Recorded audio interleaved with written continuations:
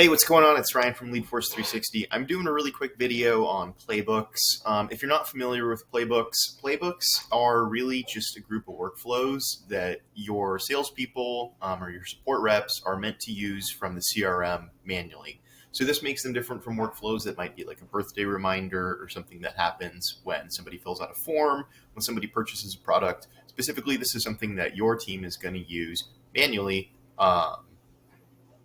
in order to process a response from a customer or in response to something like having a conversation on the telephone. So I'm going to show you how they work really quickly. Turns out they're actually really simple. Let's pretend I just had a great conversation with Kelby Steele, our CEO. And I'm going to add him to a workflow that is going to send him some info about what we do. Let's see, recruiting, and then it's going to follow up.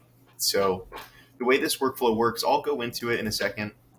Show you exactly how it works. But basically what it's going to do is it's going to send out a nurture campaign, or it's going to start sending him some info about what we do.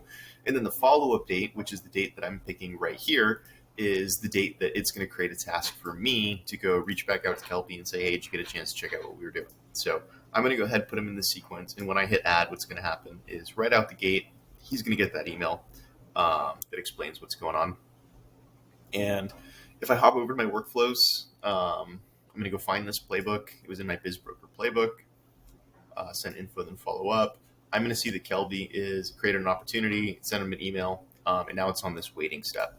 And so the wait, it's going to be until March 20th. It's that time that I put in. It's the exact time. So that's this playbook. You could have more emails in the sequence. You could have, instead of it sending him an email, it puts him in another workflow that sends emails and texts and information leading up to whatever the date is. And that's just one workflow that you could have.